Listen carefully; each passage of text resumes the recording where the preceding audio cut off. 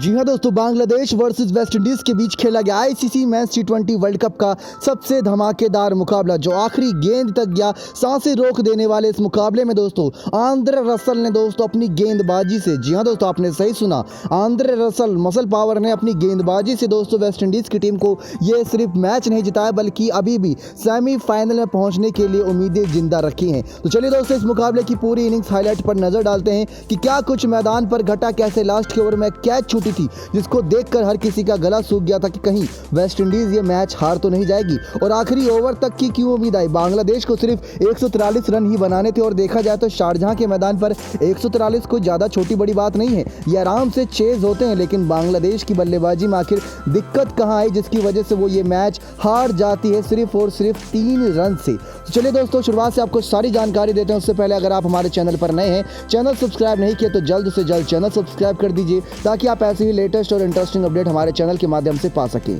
तो West Indies versus Bangladesh के बीच ये मुकाबला करो या मरो का मुकाबला दोस्तों, क्योंकि इसमें दोनों ही टीमों के सामने चुनौती ये थी कि अगर आज का मैच हारते हैं तो वो सीधा बाहर हो जाएंगे दोस्तों सेमीफाइनल की रेस से, क्योंकि ऊपरी क्रम पर अगर टीमों को देखा जाए तो इंग्लैंड, ऑस्ट्रेलिया जैसी टीम अपने लगातार मुकाबले जीतकर टॉप 2 पर काबिज हैं। तो ऐसे में वेस्ट इंडीज, बांग्लादेश अपने दोनों ही मुकाबले शुरुआती हार चुकी थी, तो उनके सामने चुनौती यही थी कि बचे हुए 3 मुकाबले किसी तरीके से जीते और अच्छे नेट रन रेट की वजह से जीतें। अगर एक बारी को ऑस्ट्रेलिया, इंग्लैंड अपने 2 या 3 मुकाबले हारती है तो चांस बन सकता है वेस्ट इंडीज जैसी टीमों का भी। तो वेस्ट इंडीज दोस्तों इसी इरादे के साथ मैदान पर उतरे, बांग्लादेश का भी सेम ही इरादा था। शारजाह क्रिकेट स्टेडियम का ये शानदार स्टेडियम, बांग्लादेश के कप्तान और वेस्ट इंडीज के कप्तान दोनों ही जब टॉस के लिए आए तो टॉस जीतते हैं बांग्लादेश के कप्तान महमूदुल्लाह और पहले करते हैं गेंदबाजी का फैसला। वेस्ट इंडीज के कप्तान किरण पोलार्ड अपनी प्लेइंग 11 की अनाउंसमेंट करते हैं तो सबको हैरान कर देते हैं, क्योंकि आज कुछ बड़े बदलावों के साथ ही उतरे। जहां पर इन्होंने लैंडन सिमंस को बाहर बैठा दिया तो वहीं देखने को मिला जेसन होल्डर का जलवा। क्रिस गेल से आज ओपनिंग कराई एवन लुइस के साथ, यानी दोनों ही धाकड़ ओपनर। फिर भी दोस्तों ओपनिंग इनकी नाकाम रही। रोस्टन चेस की इन्होंने टीम में एंट्री कराई थी, सबसे बड़ा कह सकते हैं टर्निंग पॉइंट वही था। साथ ही साथ Nicholas Pooran, Shimron Hetmyer, Kieron Pollard, Andre Russell, Jason Holder, Dwayne Bravo, Akeal Hosein, जबीर रामपोल, ये इनकी प्लेइंग 11 थी। बांग्लादेश की बात करें तो सौम्य सरकार, मोहम्मद नईम, लिटन दास, शाकिब अल हसन, मुशफिकुर रहीम, महमूदुल्लाह कप्तान हैं, आफिफ हुसैन, मेहदी हसन, शरफुल इस्लाम, मुस्तफिजुर रहमान, तस्कीन अहमद इनकी प्लेइंग 11 में देखने को मिले। अब मुकाबला शुरू होता है। वेस्ट इंडीज की टीम दोस्तों यहाँ पर पहले बल्लेबाजी करने के लिए आती है, लेकिन वेस्ट इंडीज की हालत खराब कर देती है यहाँ पर बांग्लादेश की गेंदबाजी। 6 ओवर के अंदर तो दोस्तों रन नाम मात्र देती है। यहाँ पर हम देखते हैं कि पहला विकेट एवन लुइस के रूप में गिरता है, जिस खिलाड़ी ने पिछले मुकाबले में बहुत ताबड़तोड़ पारी खेली थी, यहाँ पर उस खिलाड़ी को बांधे रखा। 9 गेंदों में सिर्फ 6 रन को बनाकर एवन लुइस होते हैं आउट और पहला विकेट मुस्तफिजुर झटकते हैं अपने तीसरे ओवर में। जी हाँ दोस्तों, एक चौका मार पाते हैं एवन लुइस और तीसरे ओवर की समाप्ति तक यहाँ पर एवन लुइस का विकेट गिर जाता है। तब टीम का स्कोर सिर्फ और सिर्फ 12 रन होता है, यानी कि 18 गेंदों में 12 रन और एवन लुइस हो जाते हैं आउट। उसके बाद क्रिस गेल पर सारी उम्मीदें टिक जाती है, क्योंकि वो 6-7 गेंद तब खेल चुके होते हैं। उनका साथ देने के लिए आज रोस्टन चेस को ऊपरी क्रम पर बल्लेबाजी के लिए भेज दिया, जहाँ हेटमायर, निकोलस पूरन, जवार्ड, रसल, पोलार्ड जैसे खिलाड़ियों को पहले नहीं भेजा। तो ऐसे में क्रिस गेल का साथ देने के लिए आए, अच्छी बात थी। लेकिन चौथे ओवर दशमलव दूसरी गेंद पर 18 रन पर टीम का दूसरा विकेट गिरता है क्रिस गेल के रूप में। यहाँ पर कोई भी झंझट नहीं पाली। मेहदी हसन ने एक शानदार गेंद कराते हुए सीधा क्लीन बोल्ड किया दोस्तों क्रिस गेल को। 10 गेंदों में 4 रन की पारी क्रिस गेल खेल पाए थे। तो 18 रन के अंदर टीम के 2 विकेट गिर चुके थे। उसके बाद शिमरन हेटमायर और रोस्टन चेस के बीच छोटी सी 10-12 रनों की पार्टनरशिप देखने को मिलती है। 7 गेंदों में 9 रन हेटमायर के बल्ले से आते हैं एक चौके की मदद से, लेकिन रोस्टन चेस दूसरी तरफ से अपना पारी को संभाले रखते हैं। हेटमायर का विकेट दोस्तों जब गिरता है तब टीम का स्कोर सिर्फ और सिर्फ 32 रन होता है 6.4 ओवर तक। 32 रन पर वेस्ट इंडीज की टीम तीसरा विकेट खो देती है। मेहदी हसन लेते हैं इस मैच का दूसरा विकेट अपने नाम। कप्तान पोलार्ड आते हैं रोस्टन चेस का साथ देने के लिए, लेकिन आज पोलार्ड के साथ एक अजीब वाकया देखने को मिलता है कि ये रेटेड हर्ट हो जाते हैं, जिसकी वजह से इन्हें आधे मैच में ही मैदान से बाहर जाना पड़ता है। और उसके बाद भी ये वापसी करते हैं जब लास्ट में कुछ विकेटें बची होती हैं, तो ये वापसी मैदान पर आते हैं। लेकिन रोस्टन चेस के लिए तब दिक्कतें हो जाती हैं, क्योंकि सामने से रसल आते हैं साथ देने के लिए। रसल बिना खाता खोले, बिना एक भी गेंद खेले, बिना रन बनाए दोस्तों हो जाते हैं डायमंड डक पर आउट। जी हाँ दोस्तों, जिसे क्रिकेट की भाषा में डायमंड डक कहा जाता है कि आपने बिना गेंद खेली है, आपने बिना रन बनाए वापस जा रहे हैं पवेलियन, वो भी रन आउट होकर, तो आप डायमंड डक पर हो गए हैं आउट। वही रसल के साथ हुआ आज के मुकाबले में। दूसरे छोर से अब भी रोस्टन चेस खड़े थे उनका साथ देने के लिए। निकोलस पूरन आए। निकोलस पूरन और रोस्टन चेस के बीच यहाँ से दोस्तों करीब 40-50 रन की पार्टनरशिप होती है, जिसमें 46 गेंदों में 39 रन बनाते हैं शरीफुल इस्लाम, उनको आउट करते हैं रोस्टन चेस को। लेकिन तब तक 39 रन की पारी खेल चुके होते हैं रोस्टन चेस। आज दोस्तों 2011 के बाद से वेस्ट इंडीज़ के इतिहास में पहली बार देखने को मिला कि 15 ओवर बीत जाने के बावजूद भी इन्होंने एक भी छक्का नहीं लगाया था। तो ये एक इनके नाम शर्मनाक रिकॉर्ड दर्ज हो गया आज के मुकाबले में। तो वहीं रोस्टन चेज ने भी 39 रन बनाए, 46 गेंदों में 84 का स्ट्राइक रेट था। मतलब जिस तरीके से सामने से विकेट गिर रही थी, इनकी पारी थोड़ी लड़खड़ाई, लेकिन इनको पारी संभालनी चाहिए थी। अब निकोलस पूरन ने दोस्तों दूसरे छोर से ताबड़तोड़ पारी खेलते हुए टीम का स्कोर बड़ी तेजी से आखिरी कुछ ओवरों में बढ़ाया। जो हमने यूएई के मैदानों पर नहीं देखा था, वो यूएई के मैदानों पर देखा कि आखिरी के ओवरों में रन बनाए। आखिरी के ओवर में दोस्तों 19 रन बने थे, जिसमें होल्डर ने 5 गेंदों में 15 रन यानी 2 छक्के की बटोरे। तो वहीं दूसरी तरफ निकोलस पूरन ने भी 22 गेंदों में दोस्तों 40 रन की पारी खेली। और क्या ताबड़तोड़ पारी खेला ये खिलाड़ी, 40 रन, वो भी 22 गेंदों में, 4 छक्के एक चौके की मदद से। डीजे ब्रावो को भी मौका मिला था, 3 गेंदों में 1 रन बना पाए। पोलार्ड दोस्तों रेटेड हर्ड आउट हुए थे। जब लास्ट में ब्रावो का विकेट गिरता है तो पोलार्ड फिर से मैदान पर वापस आते हैं और 18 गेंदों में 14 रन एक छक्के की मदद से मारते हैं, वो भी नाबाद रहते हैं और होल्डर भी 15 रन बनाकर नाबाद रहते हैं। ऐसे होता है वेस्ट इंडीज का 142 रन 7 विकेट के नुकसान पर पहली पारी का अंत।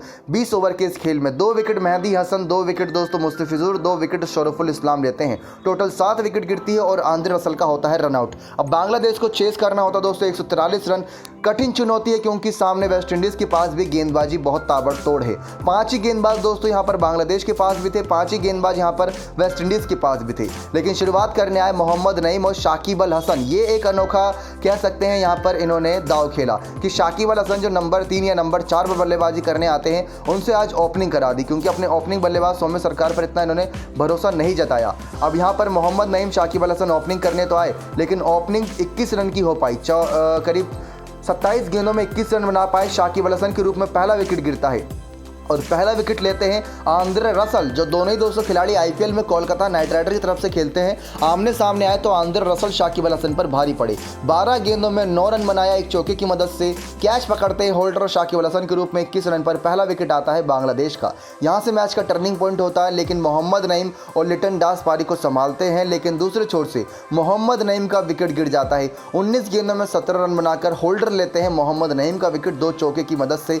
नईम की पारी होती है 89 के स्ट्राइक रेट पर समाप्त। जब टीम का स्कोर दोस्तों 29 रन था तो यहाँ पर 2 विकेट हो चुकी थी 5.4 ओवर तक। इसके बाद दोस्तों लिटन दास और सौम्य सरकार के बीच पार्टनरशिप पनपती है जो 30+ की होती है।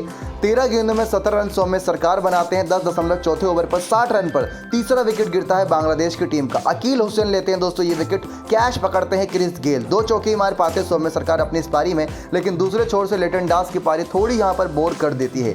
अब यहाँ पर आते हैं दोस्तों अगले बल्लेबाज मुशफिकुर रहीम। लेकिन दूसरे छोर से लिटन दास जो अच्छी बल्लेबाजी कर रहे थे वो भी अभी टिके हुए हैं और यहाँ से मुशफिकुर रहीम 7 गेंदों में 8 ही रन बना पाते हैं एक चौके की मदद से और इनका विकेट लेते हैं रवि रामपोल। यानी कि 5 गेंदबाजों का इस्तेमाल किया और 5 ही गेंदबाजों ने विकेट का स्वाद जरूर चखा।